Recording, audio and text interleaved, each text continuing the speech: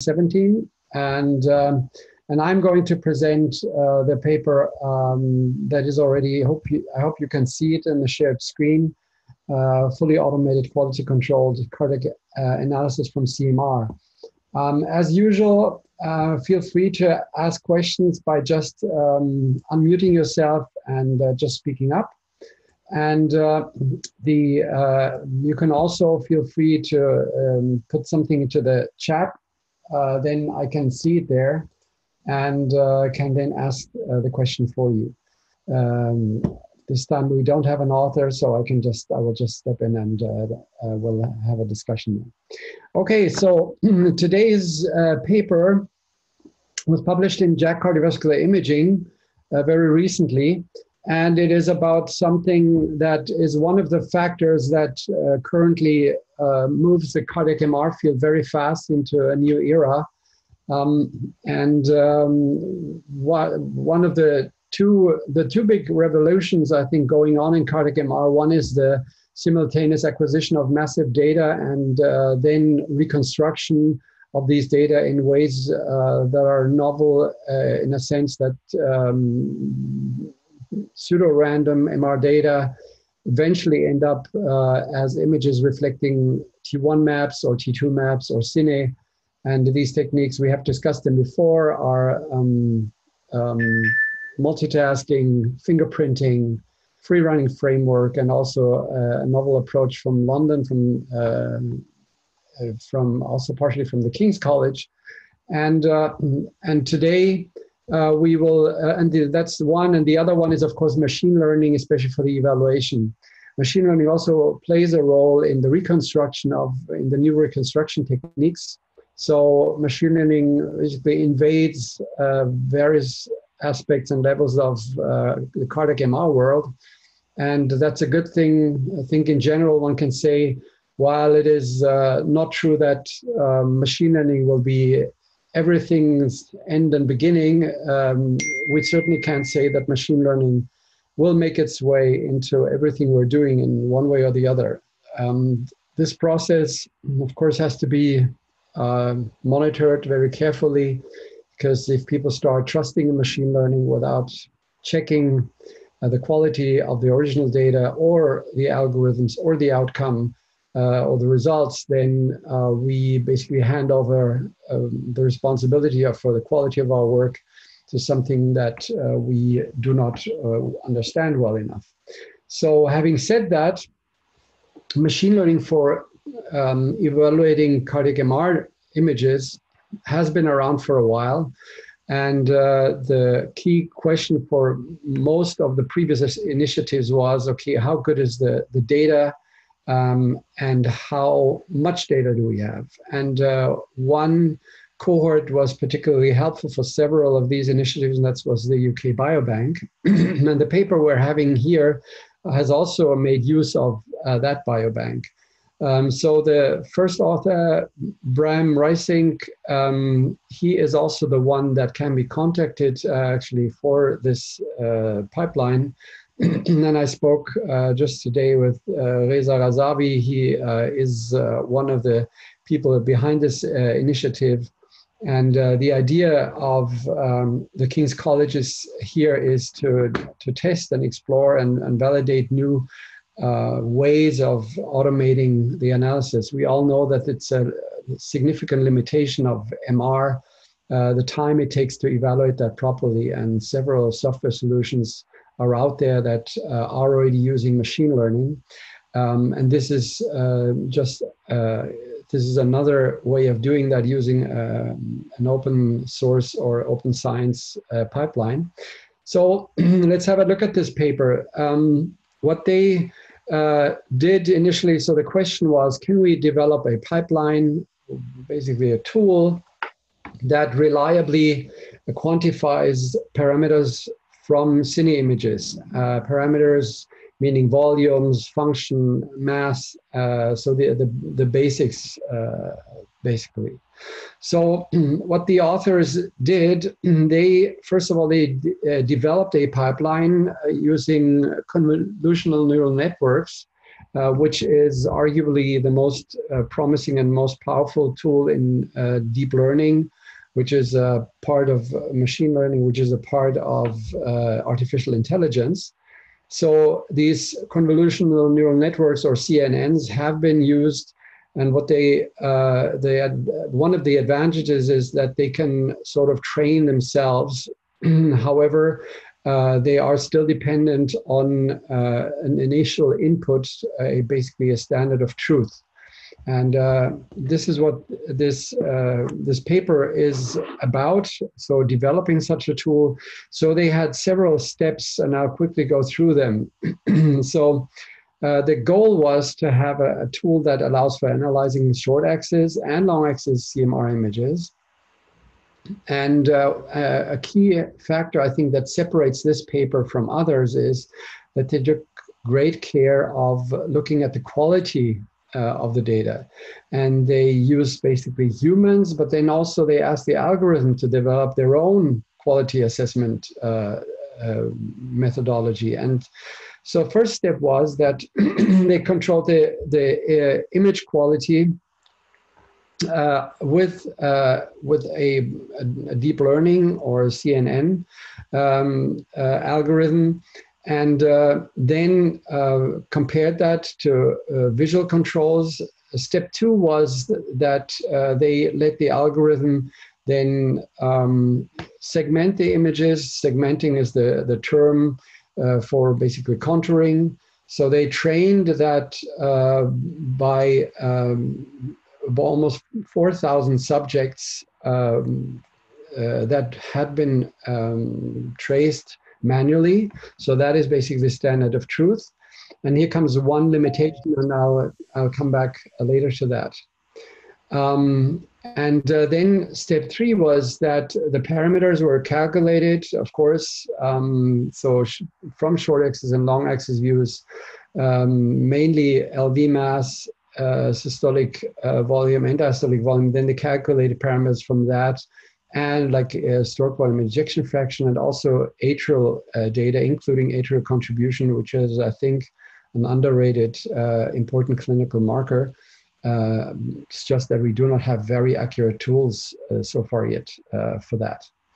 So then they also analyzed strain, and they used feature tracking for that. And they used a toolkit, the medical image registration toolkit, and also let the algorithm look at strain. So this is the central illustration that gives the overview of what the tool would look like in practice. So step one would be an automated image quality control, rejection of artifacts. Then once that's done, segmentation using these CNNs, and so this is using 17 layers. So I'm not an expert in CNNs, but 17 layers means that there are basically 17 iterations, and that typically renders these algorithms very accurate, at least if the standard of truth had been well defined. Then the computation of the parameters, and then another step of quality control. So if the results were found to be inconsistent with physiological expectations, like in this example, then where the diastole seems to be distorted, then the algorithm would identify that and would reject that and flag it for, let's say, a manual inspection. Excuse me. So, and then what this paper also did, they applied this to establish reference values based on these data sets. So right off the bat, the difference to other previous papers was that there is not just one, but actually two steps of quality control, one on the acquisition side and one on the results side, so that the consistency of results with expectations was also tested. So that's, I think, that was a pretty cool step. And then they validated this whole pipeline. They compared the results with the manual analysis of an experienced CMR cardiologist. They used 50 healthy volunteers and 50 patients with cardiomyopathy, which is not a lot, but at least something.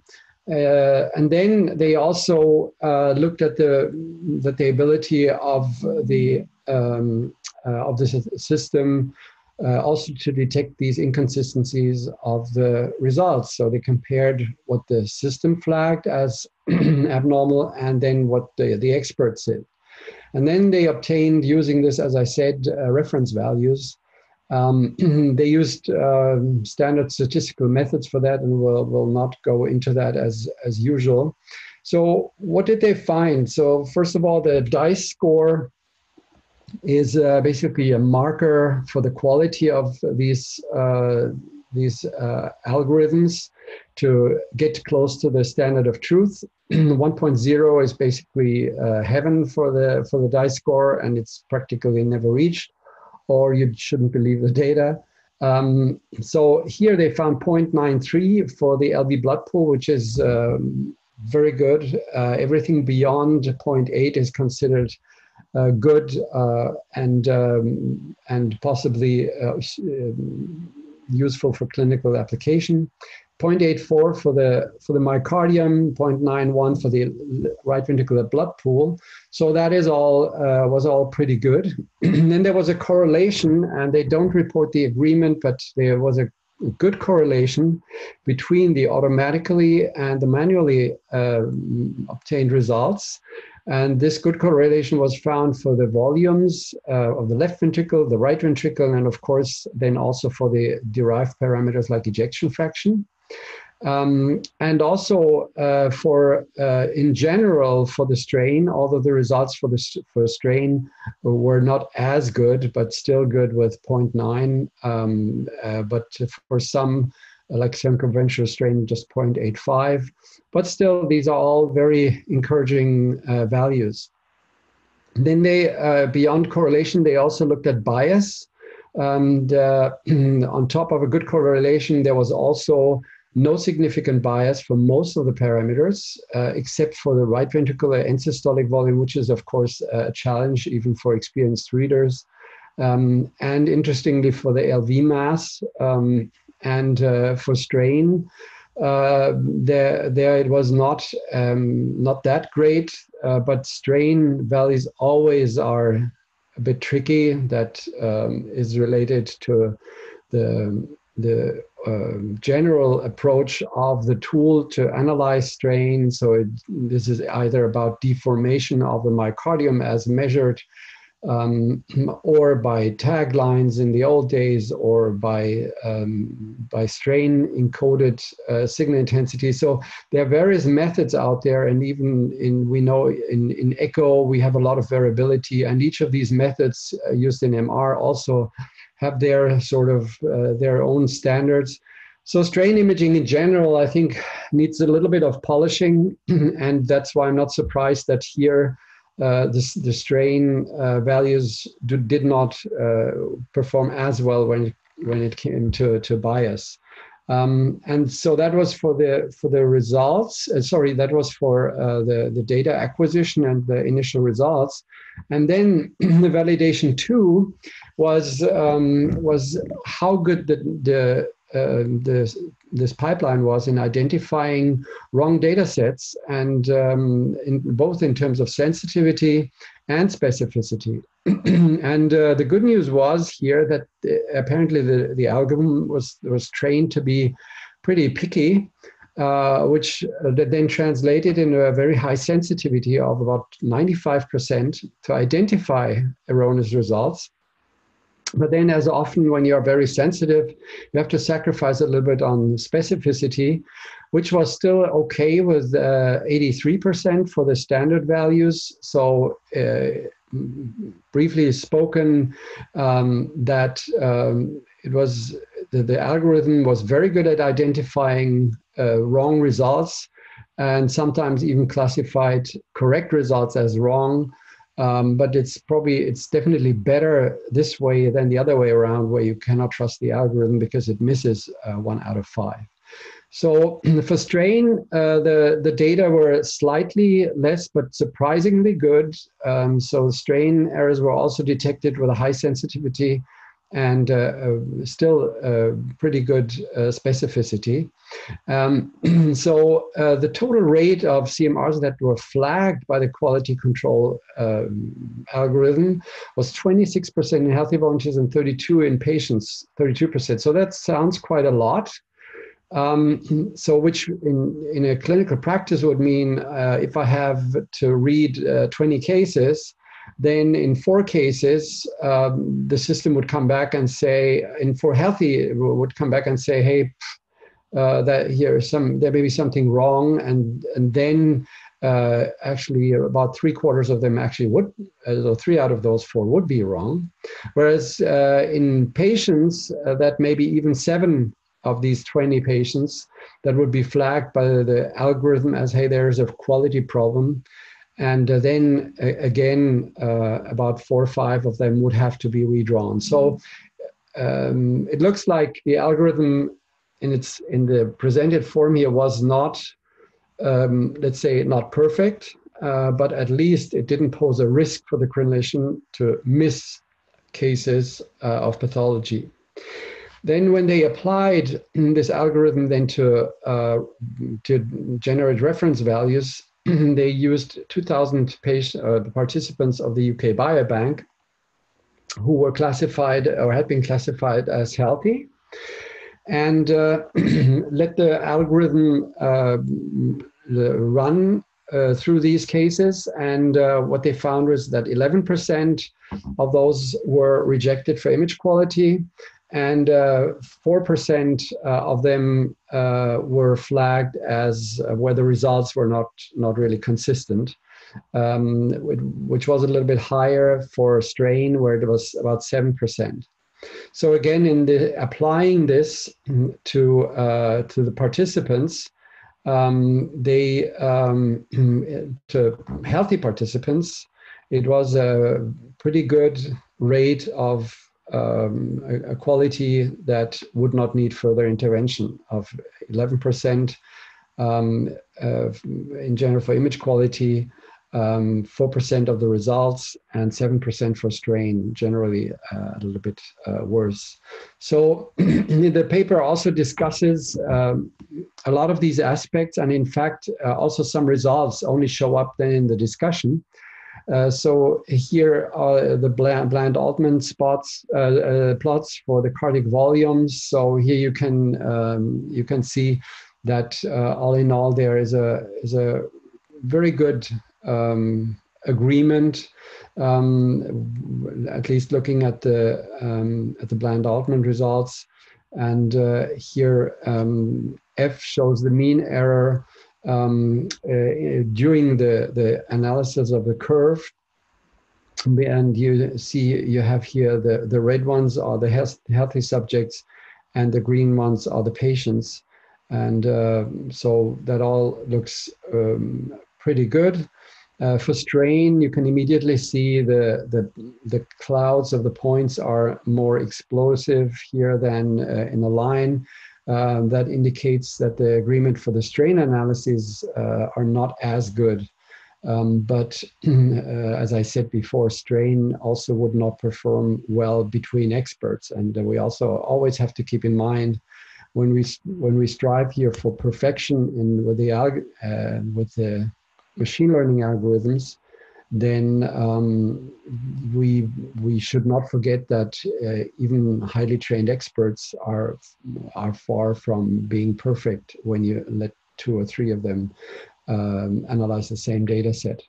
So another few interesting results here is just in a table form, the validation of the results. And again, just to repeat that, sensitivity was very good overall for volumes, a bit less for strain, but still very good. And for specificity, the values are lower, and this is the combined sensitivity, specificity, and balanced accuracy. So the overall diagnostic accuracy. So that's all pretty good. Here is just the baseline characteristic of the healthy subjects. There was nothing special about those. And here are the reference values, a table with the reference values that have been obtained by that. Now, where this paper, and now I will look into the possible limitations of this. Oh yeah, I should mention that the total analysis time for the web network was about 8 minutes per subject. And while the authors here say that this is a bit shorter than what an expert would take, I don't know whether that's useful to compare because of two reasons. One, this work is not done by a human, so technically it doesn't cost any time of any human. It's just the wait time, but a wait time of 8 minutes typically is not an issue for that. Also, it's not true because with newer algorithms of newer software, it also takes usually less than 8 minutes to analyze a data set, at least when you use machine learning. And so the authors conclude that this pipeline can be used for analyzing cardiac function and using deep learning specifically and neural networks, and that a quality control system can be built in, two-stage quality control. One is the initial data set, the quality of the data, and one about the results, which I think was an important added value of this paper. Now, speaking of the limitations, first of all, I thought that for some of the validation, comparing 50 or even 100 or 200 patients to standard ground truth is probably good for healthy people and for some patient groups, but it will probably not be sufficient for some other more complicated patients. But we know that in congenital heart disease, CMR will be different in the near future because less can be automated. There's less consistent assumptions that can be used for training these algorithms. So one probably could have used more data sets with a standard of truth by experts. But then maybe the biggest limitations from my end is that we still have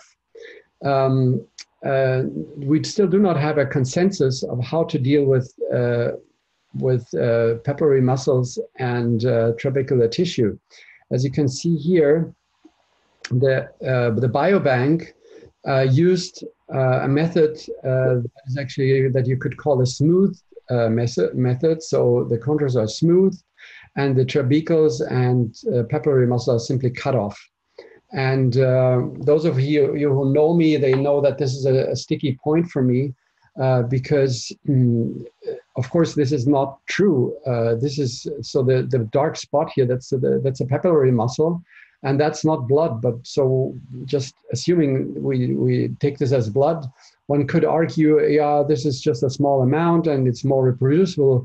But this is a problem, and this was actually addressed in a paper also published very recently. By a group in New Zealand, and they compared various methods of, and they compared this, what they call detailed and smooth method, and the significant difference between these two methods can be quite substantial. So if you look at that, we're talking about mean differences up to 67%. This is a patient group with hypertrophic cardiomyopathy, which is of course very sensitive to that because a lot of the hypertrophy actually happens in the muscle. But not only in these patients, there are also patients without significant hypertrophy, and in whom there is a significant difference between these two methods. So that is a limitation because because a neural network that is trained using these simplified methods will of course only spit out simplified data, and we do not know how, because eventually we will have to move to a more anatomically and functionally correct, which is including muscle into muscle and blood into blood. This is something that will have to be done. So new algorithms will have to be tested for their ability to also do that. And another issue here was that another sticky point of the LV function analysis is actually the outflow tract. There are no images here, no examples. So this is a question we would like to have had the author here for. But Reza told me that he is he has to attend an application interview, so that was the reason probably why he couldn't attend today.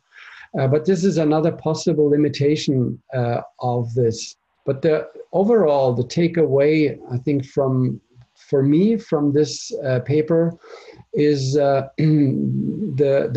machine learning algorithms can be trained not to only analyze the data, but also check for the quality of the raw data and also check for the quality of the results for consistency. And to me, that is a significant further step into a future where hopefully most of this work of analyzing left ventricular function, morphology, and mass is then done by neural networks. And of course, readers should always control, and the quality control should not probably be given totally away, but especially with these tools, I think will be facilitated.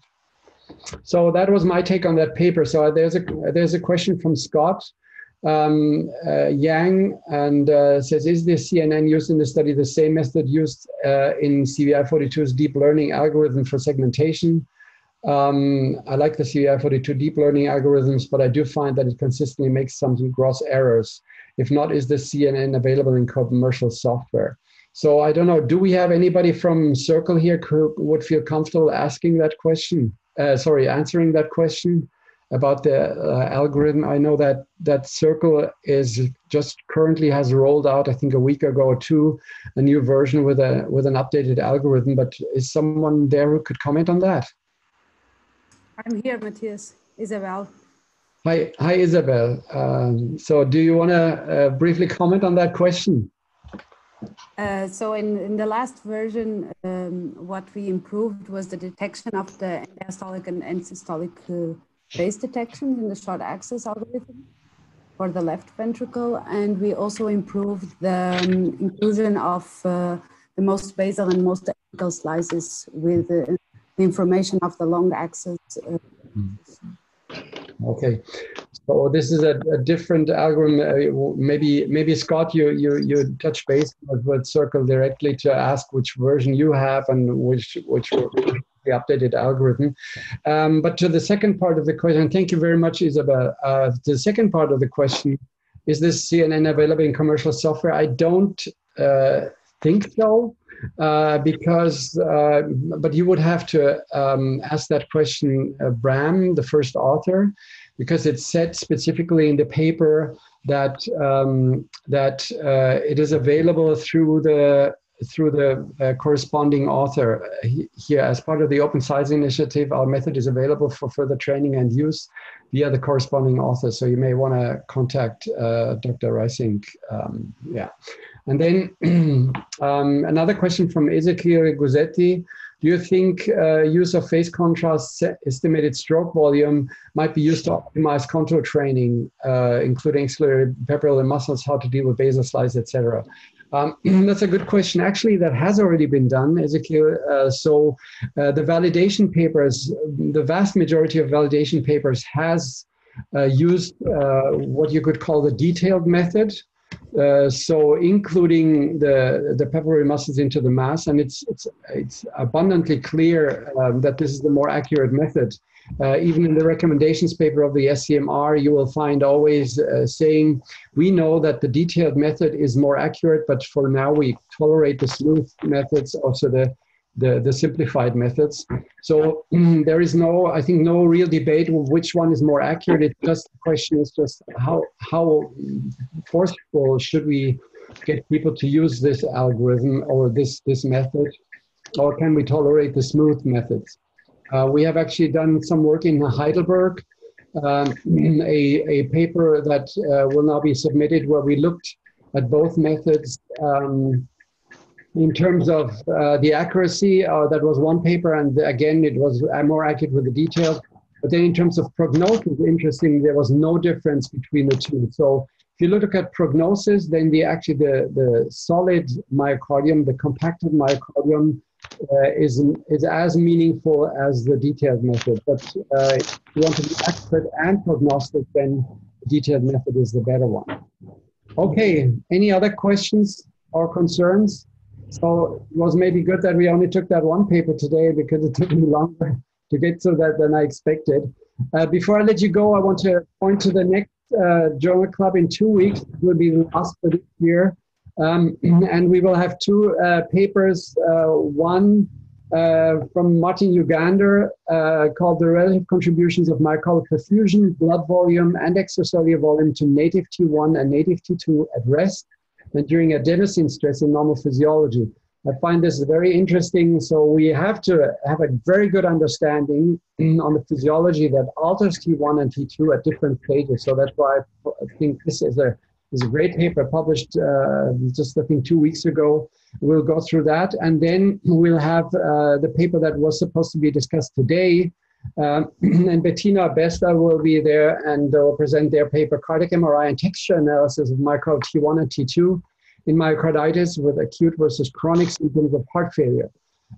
This addresses the long debate on how good is myocarditis in identifying chronic versus acute myocarditis. With that, I want to thank you very much for your attendance and thank you for the questions and Isabel for jumping in here. I didn't even see that you were on the call. That's great. And I wish you all a good day or a good evening wherever you are. Thank you. Bye-bye.